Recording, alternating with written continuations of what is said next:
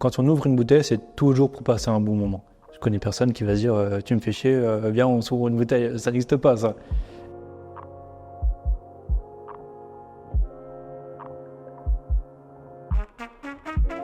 Bonjour, moi c'est Lucas, j'ai 26 ans et je viens de lancer il y a 2 mois 120 Grand Cru, au 120 Grand Rue à Guenau.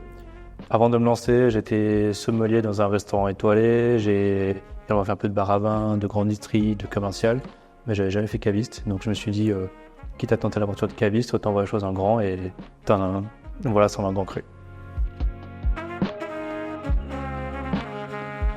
C'était plutôt de la curiosité au début. J'accompagnais mon père le week-end à des mariages parce qu'il était disque jockey. Et assez tôt, je me suis posé la question de pourquoi on mettait tel vin avec tel repas. Mais juste par curiosité, sans creuser le sujet. C'est seulement plus tard, lors de mes études, lorsque j'ai eu mes premières expériences professionnelles dans le milieu du vin, que là, j'ai eu le vrai déclic qui me disait ouais, c'est ce que j'aime comprendre comment c'est fait, pourquoi, enfin tout l'univers qui va ensemble.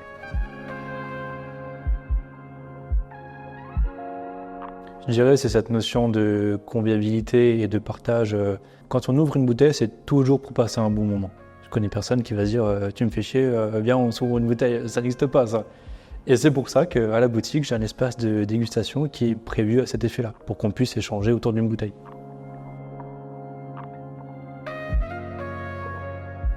En gros, ce n'est pas un vin. C'est mon beau-père qui est producteur d'apéritifs insolites à la Bresse.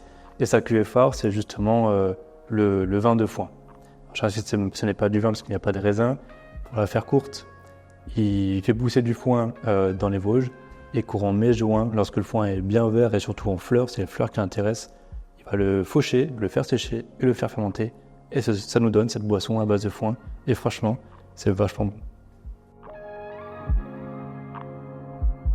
Je vais être un peu chauvin, mais je dirais l'Alsace. Forcément, on a une mosaïque de territoires et de terroirs qui est tellement diverse et variée qu'on n'a jamais fini d'être surpris par ce terroir-là. Je donne juste un exemple. Juste le Riesling qui soit cultivé sur du granit, du grès ou un sol volcanique, il va avoir un toucher de bouche totalement différent. Et si je veux aller un peu plus loin que l'Alsace, je dirais peut-être la Loire. La Loire avec ses beaux chenins que j'adore.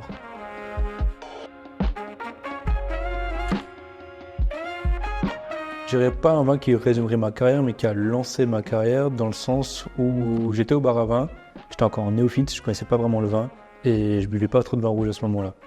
Et puis un jour, on fait ouvert un Valpolicella du domaine Tomassi, et là je me suis dit ok, là j'ai compris un truc, là ça me plaît.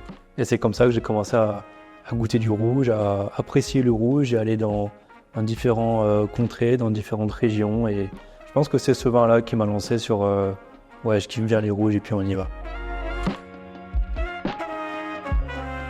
C'est évidemment cette boutique.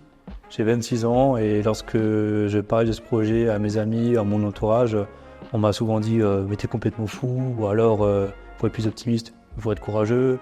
Ben, je suis peut-être courageux et fou, ou les deux, je ne sais pas, on verra. Mais en tout cas, effectivement, mon plus gros challenge, c'est de développer cette boutique-là, pouvoir en vivre et surtout ne pas avoir de regrets à 50 ans si je ne l'avais pas fait et me dire et si j'avais su.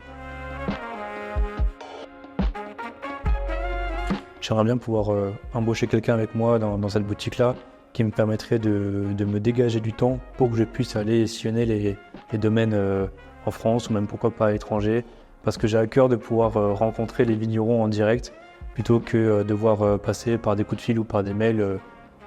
C'est un métier de relationnel, donc j'ai envie de voir les vignerons, mais tant que je suis tout seul à cette boutique-là, si je suis pas là, elle est fermée et ce serait bien dommage. Je vais te parler des petits bonheurs. Les petits bonheurs, c'est une gamme d'apéritifs sans alcool, pétillants et naturels, faits par ma mère, parce que ma mère ne boit pas d'alcool, et ça l'a gonflé un petit peu de faire des apéritifs à l'eau ou alors au soda, parce qu'elle n'est pas très soda. Donc avec mon beau-père, ils ont réfléchi à comment élaborer une gamme d'apéritifs qui soit bon et bio, et je dis pas ça parce que c'est ma mère, mais fait avec beaucoup d'amour.